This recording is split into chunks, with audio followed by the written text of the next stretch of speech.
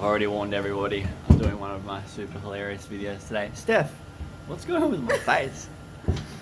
Craig, thank you, mate. You're the best ski school mum in the business. You're a legend. Would anybody else like to be in the video? Jeez, why am I so shiny? Is it gonna be like this all day? That's what you made me look like yesterday. Isn't it? They're expensive. It's just the light. It goes on the It's not plastic. Okay.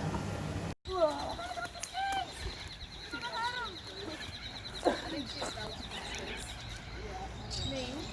No, no.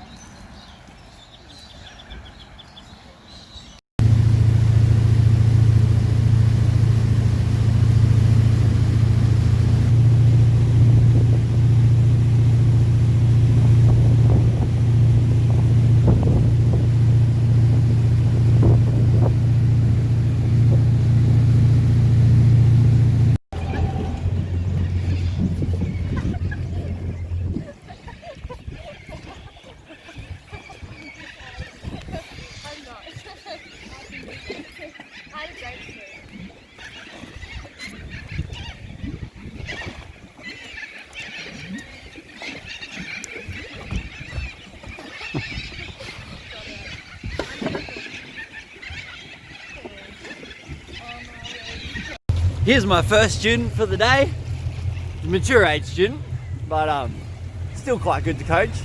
We just ran through what Craig's been working on, and it's slightly different to a few of the kids because we've got a bit of a busted shoulder with this one. Yeah. Don't we, Craig? You do. So you've been managing very well, and as always, Connolly skiers get preference. No starting from the dock for Craig, idling him out, making sure he's looked after. Thank you for the week, Craig. It's been a pleasure. Always good to have you here, Joel. Oh, Excellent. thanks, mate. Kids love it. Yeah, it's good fun, isn't it? Yeah, awesome.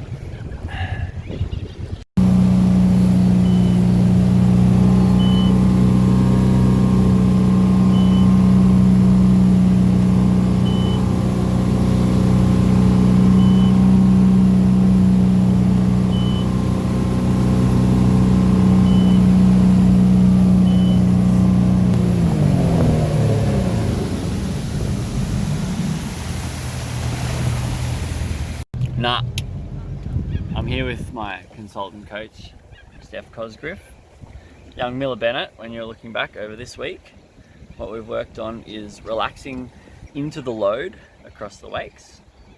And after you do that, you should feel the handle start to pull you up into the edge change off the second wake on those shorter lines, sort of 14 meters and beyond. 14 meters is 28 off. And when you do feel the handle start to pull you up off that second wake, just let it do so. Don't go back down for a second dig. But I understand that you're starting at 18 and finishing at 14 and a lot changes. So yeah, a lot of what we work on is sort of 28 off, 14 meters and beyond specific. Do you agree, Steph, with, yeah? Yeah. These are mostly your notes, hey? Yeah. All written by me. Sweet. Good luck with that, Miller. Did you get all that, Miller? Yes. I'm sure it's written in her ski diary. She doesn't have a ski diary, does she? No. One day.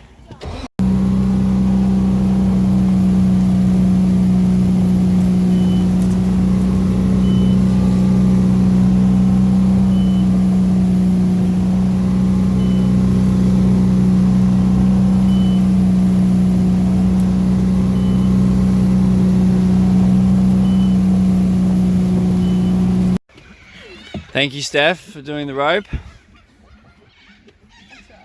You're a bit slow, but we'll get there. We got to reset it. Thank you, Dave, for your efforts this week, mate. All good, mate. Bloody awesome. Oh shit! Come on, Steph.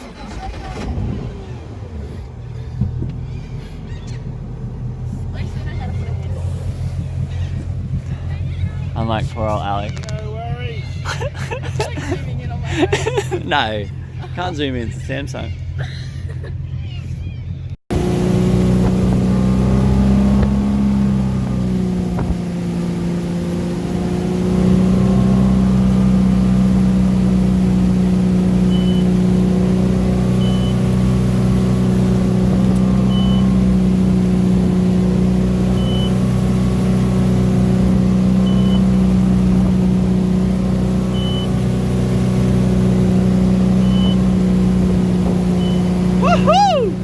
Alrighty, Miller, this is somewhat for you to refer back to because I'm sure all of this is already in your ski journal, right? Yeah. It's not, is it? No. So, I will now. we are relaxing into the load, okay? And then after you do that, this is sort of something that's only implemented from 14, which is 28 off and beyond. But after you relax into the load, we're allowing the handle to pull you up into the edge change. Once you relax into the load, when the handle arcs up on the side of the boat, it'll stand you up a bit. Yeah. Your job is to let it stand you up and roll through into your edge change instead of feeling it stand you up and then pulling again. Yeah. Okie dokie. Sounds good.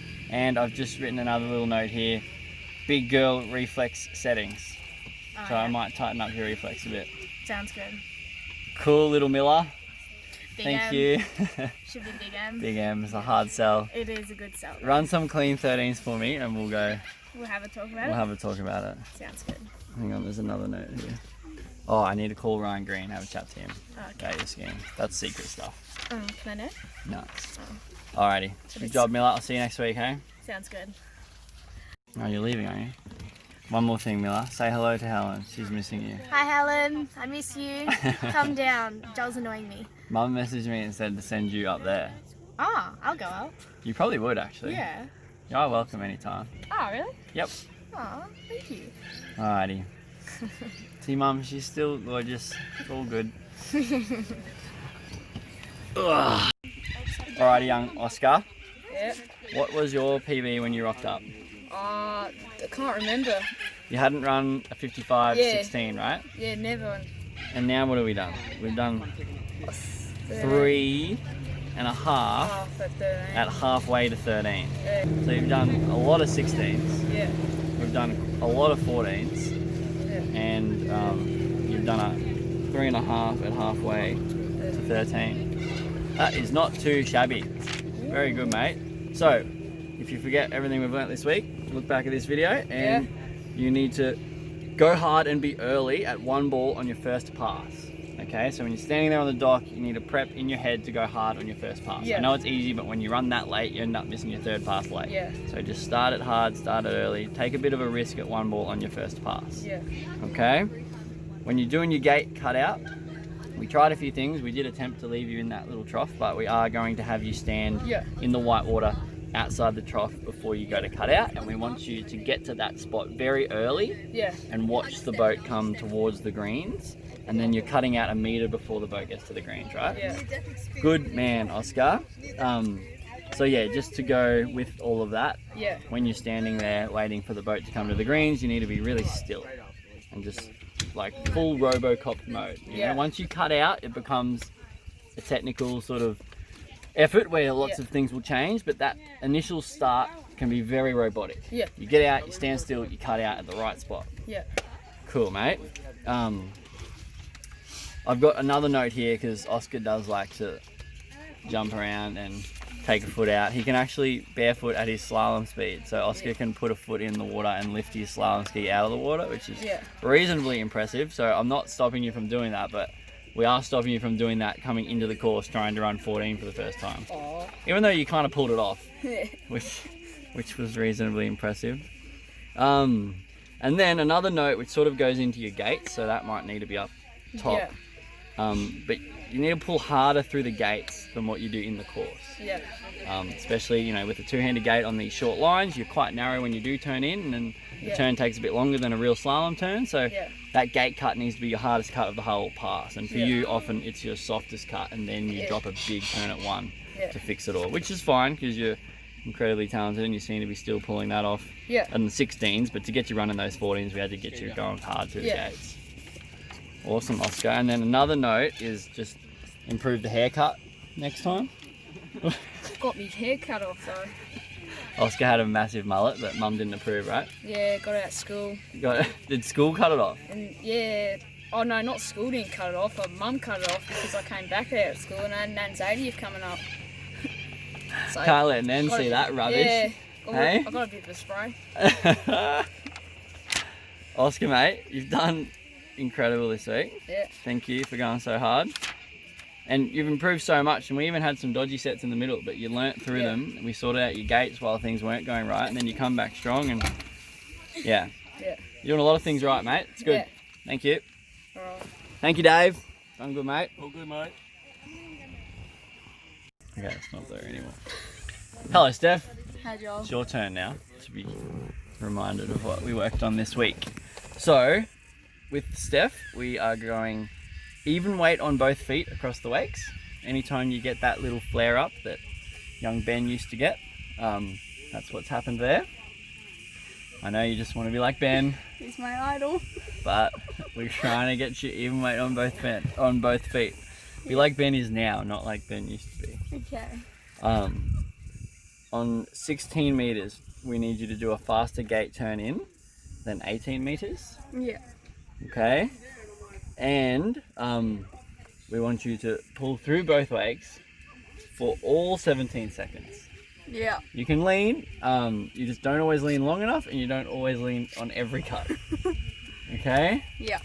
But your body position is fantastic. Steph, there's no notes here about hips up or anything to do with your legs. You're a very, very good skier. We just got to get your cuts right to give you some swing so you can actually use some speed through the turns. Awesome, Steph. Sounds good. I'll see you next week, hey? Yeah. Caitlin's next. Have a look. Caitlin, you nearly have your own page. Honestly. Where is your own page? And Caitlin has her own diary where all these notes, or most of these notes, are already put. Well, do we start again? I don't know. I got a phone call, so. Just catching up on what we've previously mentioned. Caitlin has her own diary, and most of these notes here are already in her diary. It's no coincidence that Caitlin has been the best performer over the past 2 weeks. Takes it all very serious and listens very well, asks good questions. You don't ask enough questions, but they are good when you do ask them. So yeah, Caitlin, you've been very impressive over these past 2 weeks.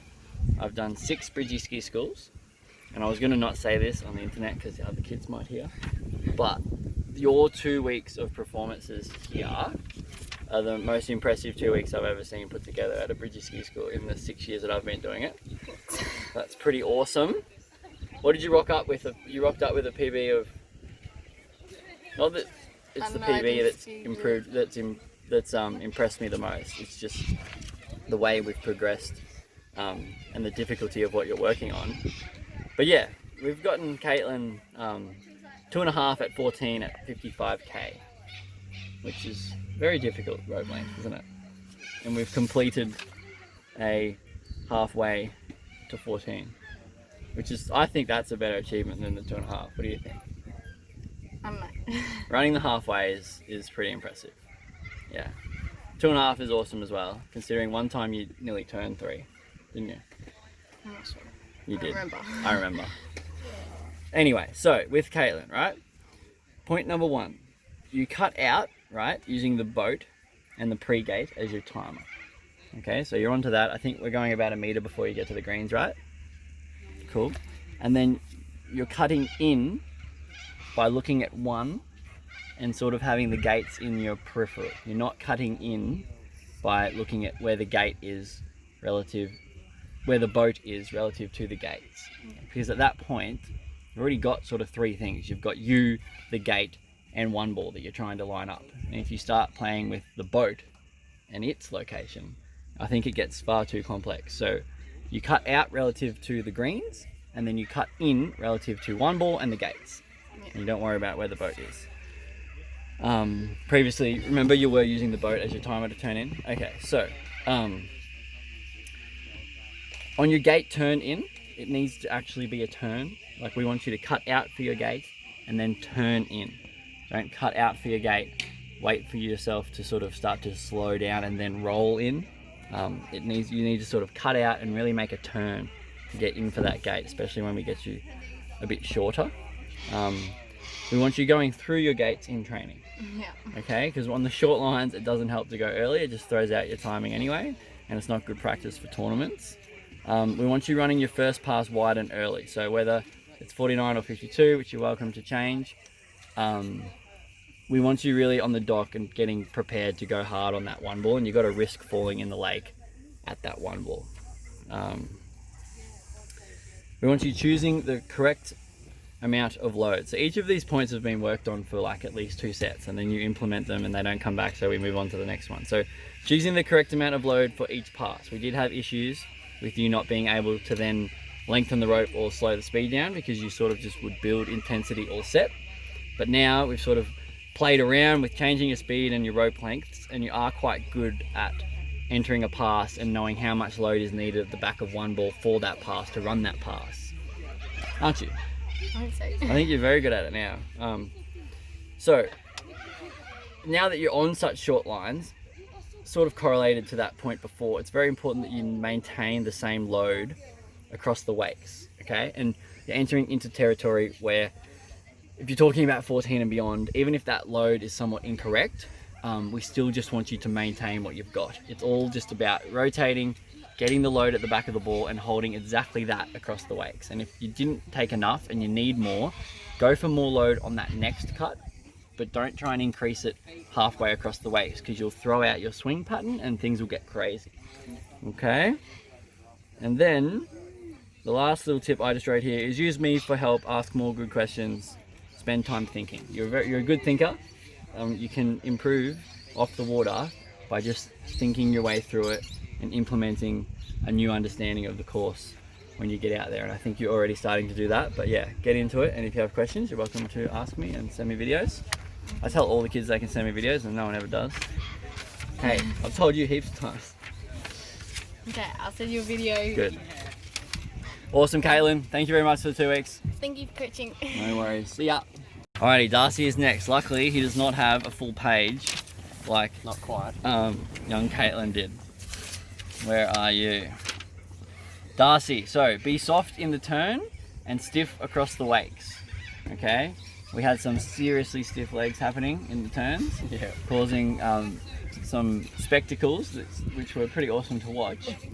But we have smoothed you out quite a lot by softening those legs through the turn, but as you know, it is difficult to be soft through the turn and then sort of find a way to stiffen up across the wakes.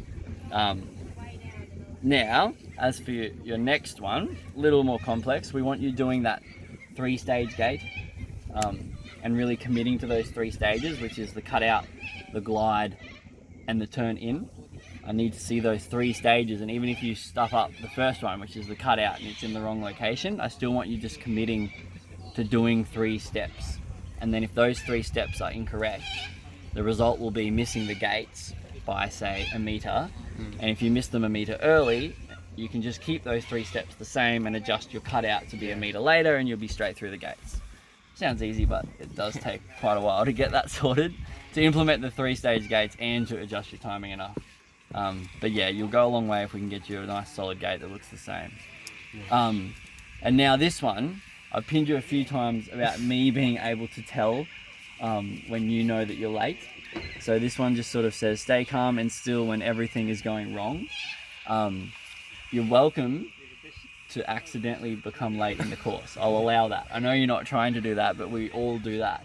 But what I don't want to see is your sort of body language and movements go into panic mode. You just need to stay calm and plan your way through the next turn and aim to sort of do a bigger, harder, faster turn if necessary, but not to sort of come in and show any sign of being rushed. Because really, to turn that ski on the approach, assuming you're going to be outside buoy width, to get a more aggressive turn, it's just a subtle move to the inside of the ski. The ski turns very hard with very little movements. So if you come in and everything's going wrong and you need a huge turn, there's no real need, I know it's easier said than done, but there's no real need to go and move a lot. You just need to gently get to the front of the ski and move to the inside, and it will snap a huge turn that you'll struggle to hold on to, and you can look very calm through all that chaos. Awesome, Das. Well done, mate. You've done well this week. It's been a pleasure to watch, and you've done a lot of skiing without whinging about anything. I'm sure you've got bits that are hurting. Hands are a bit sore. Hands. Jeez, that's a good hole. Austin's are bad. Are they? Yeah. He's got like 4 on one hand. Yeah, but he whinged about them. Yeah. So, poor old Austin. I did chip him a bit, didn't I? He's come good though after I drilled him. He skied well. Alrighty, cheers, Das. Thank you. Legend, mate. Here he is, the man of the hour. We were just talking about you. Hi. Here he is, it's Austin! Alrighty, Chief. So, what we have done with you is pull through both wakes. You rocked up pulling very hard for 3 meters. We got you pulling medium for maybe 10. And everything started to slow down and become calm from then on, didn't it? Yes. Yeah, it was, you've definitely gotten some flow happening, which is nice. Be still and hold position behind the boat, okay? And that's kind of moving into, even if you feel like that position is not quite correct, just be still, hold it, trust that just being still and maintaining some load will get you enough swing to go to that next buoy. If things are going really wrong, and you've got a huge fold at the hips or something like that, you're welcome to go and adjust across the wakes. But generally, your position across the wakes is now good enough for you to turn, get the handle, and just hold. And stay still, and you'll get that swing. Because you're now pulling long enough, and all the rest is lined up for that to sort of be the next key to you progressing on. And we want you ignoring the wobbles, which you actually, in this past set, did the best example of. These elite level skis do a lot of twitching. If you try and slow them down or stop them twitching, you'll be well past the buoy. Your job is to ignore the fact that it's twitching, continue to sort of move to the inside and do your turn, and it may or may not stop twitching, but you will continue to run the pass. Okay? I think that took a bit, but you definitely you've got that under control. You no longer adjust when the ski twitches, which is good. A lot of people don't even notice the ski twitching. You are aware enough to know it's twitching, but now you have to be conscious enough to ignore the fact that it's twisting. That it's twitching. Anyway, cheers, Austin. You've done well, mate, and you're going hard. Thank you. Is that it? Grace? G-Race, let's go. Are you the lucky last? Huh? You're last, I think. Little Grace or Baby Grace? Little Grace. I don't even know what I have to do. Alrighty, next up we have Grace. Grace is almost a teenager, right? Yeah, tomorrow. So close. It's very exciting. Alrighty, so Grace is our rookie. We have taught you a lot this week, right? Yes. What is your opinion on the slalom course from someone that's mostly just free skied without buoys? No, I love it. You love it? Yeah. Oh, hear that, everybody? Challenge. Very good. Okay, so Grace, on your first few passes, right? Let's get you out at 40 Ks. Mm-hmm. And then if you want to drop down and go for running the course, go for it. But I think it's important when you're out with Dad to run those first few fast, standing tall with your hips up and just getting some nice flow happening, and then go for buoy hunting, do or die, run the course. Okay? Now, we've got you cutting out for 1 ball when the boat is 1 meter from the gates. Mm-hmm. We're skipping the gates and we're going straight for 1, and that's your timing for it. This old faithful. Trustful at 2 ball.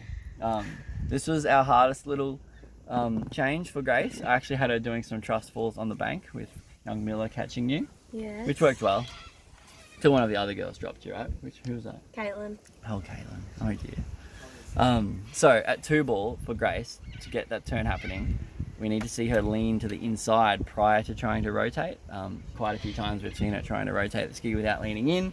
If you lean in, the ski will be on edge, the curved part of the ski will be in the water, and it will turn, right? Yes. Good, very good. What have we got next? Stop cutting and start turn as soon as you know you will make the next ball. Now this has only recently become apparent because previously you had to cut as hard as you could just to get outside the ball, but you're now capable of actually cutting hard enough to make yourself too fast and too wide at the buoy. Yeah. So at that point, you need to turn, cut as hard as you can, until the right spot, and when you know you're going to make that next buoy, and then we need you sort of stopping that cut and starting that turn as soon as you can. And if that means that you accidentally go and turn in front of some of the buoys occasionally, that's fine. That just means you're playing with your timing and you'll get it right eventually. Next little tip, which we sort of mentioned before, is just standing up tall, and I think running those first few fast will really help with that. Okay, I've got here no more than 3 attempts at the course in a row under 40 Ks. Okay, did you hear that, Dad? Because I feel like you might want more than 3 attempts in a row, right? Like 15. Okay, so you can have You can break the rule if you want a little bit, but I want you doing like 3 attempts at slow speeds, then take it up to 40, and you can try the course there, but just that extra speed gets you standing tall and teaches you nice body position, okay? Oh yeah, do you like this one? Do the lean drill, but don't hit the bank. She didn't hit the bank, it was all good, but it's quite narrow out the back. And I think it would be good for you to go out the back and do that lean drill that we worked on. Falling on my face. No, not that part of it, okay? The part where you cut out and stand up, okay? And do that as fast as you feel comfortable. The more speed, the better. But out the back, you have to be careful because it's narrow. Yeah. So don't hit the trees, don't hit the bank. Be careful, okay? You can't always trust the driver to not let you hit the bank, okay? Yeah. Especially out the back. I'm sure Dad's a great driver and would never let you do it. But on 18 meters with how hard you're cutting, it's pretty narrow out there. Yeah. So just be careful, but do the lean drill. So you cut out as hard as you can, you stand up like these lot do in their glide, and then you turn in and you cut across as hard as you can. You do the same on the other side. You're practicing cuts without turns and you're going as wide as you can. Very good, Grace. You've been phenomenal. You've gone very hard. I've been thoroughly impressed and it's been good fun. Thank you, Grace. That's okay. Okay, do you think people will notice that we're not at Bridgey? They might realise I forgot you in the other video. I didn't forget Lauren. She was probably off cooking us all dinner or something when I did the series of other videos. And there were a few other kids that missed out on hearing their notes, but most of them were sent home with their notes. So those ones will just have to review their notes. But for Lauren, when you want to look back at what we worked on at Bridgey and for a little bit at Latrobe, the notes here I have. The first is elbows in. That was sort of the very first one that we did with you. And then we were getting you to put your shoulder down a little more. So that back arm, which is the arm closest to the water, we were getting you to put that down across the wakes. And then you had a little bit of a tendency to do it a bit early, like sort of do it halfway through the turn. It's just for behind the boat. So get that shoulder down behind the boat only, and tuck those elbows in. The elbows in is sort of a way for us to remember that whole April Cobra Ella, tuck the elbows around the chest, lock in the abs kind of setup. Thank you, April, for teaching me that. We want the handle close when transitioning from cut out to glide. This is pretty awesome because we didn't work on this for long and you seem to have kept it there. Yeah. I did notice today that you were keeping it close up into your glide, but then in the glide you were stuffing with your hands a lot. You notice that? That was because my hands I know, ripped. that's why I let you go. So we'll allow it when you have a huge hole in your hand. But normally I want you nice and still in that glide after you've sort of kept that handle close in the transition from the cutout into the glide. And as you know, I don't then need you to keep it close through the gate glide. You're just keeping it close in the transition from cutout into glide, because once you're in the glide, you've sort of set your path straight. And the goal is for just that straight path that you've got to be reasonably close to the handle arc. Whereas if you cut out for the gate and you sort of stand up and let that handle separate, you'll be going straight, the handle will be arcing, but there'll be sort of, you know, nearly a half a meter gap in between those two handle arcs and your path, and you'll sort of get dragged in just a bit early. Yeah. Cool.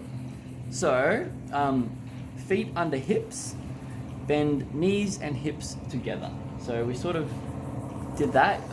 We were struggling a little bit with getting you to sort of resist those wakes, and we found that just getting that ski to sort of drop back underneath you a little bit more allowed sort of the knees and the hips to bend, like from the knee and the hip evenly, instead of like sort of the knees, the ski being further out in front, your knees kind of having a fixed bend and your hips doing most of that absorbing. Then with your feet underneath you, we begin the don't absorb the wakes, which we've worked on a bit more this week because we got a nautique and the wake's a little bit smaller. But yeah, especially at the 16, once you get everything else lined up, we want you absorbing the wakes less and starting to bounce. Yeah. And just do that a little bit, and then we're on 14s and it's not really an issue there. But there's other issues. Lauren had a monster stack today and I was a little mortified about it, but you seemed less shaken up. I should have pretended that it wasn't so big, so then you would have been like, oh, it's fine, but you could sort of tell that I was a bit worried Well, if I'd hurt myself, you would have known. I would have like cried or something. It looked like her leg came off. Her spray leg like went up into the air and the ski went all over the place. And Lauren said she slid on her back, which I didn't see. It looked an awful lot like cartwheels I've got on your face. a cut on my back. A cut? Yeah. Oh my god. So I must have hit my back on something. Anyway, that's the next video. Cut that out. Yeah. With Lauren's 14s, we've pushed really hard. 14 is 28 off. We've pushed really hard to get her a cut through the gate that's sort of hard enough and long enough to swing into one where running 14 is possible. And then today we actually got her that very first sort of cut through the gates and swing into one where 6 looked possible. So that was very exciting.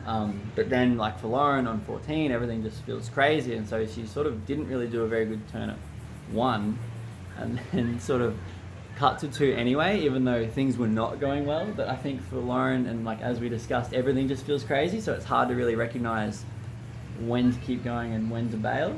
But anyway, because she's tough as nails, she turned 2 and then cut to 3 as well, even though it was kind of done at 1. And the end result was a good cartwheel. You're tough as nails though, Loz, and very easy to coach. Thank you. So good job. And when you forget everything, Lauren actually probably doesn't need this video, so we could have left you out. You're very good at like implementing a change and keeping it changed. Unlike Miller, but anyway. So this is the end of the Bridgey Ski School video, even though we're now at Latrobe. These two not behaving as usual. Alrighty crew, catch us later. Thanks Lauren, thanks for all the cooking. No worries.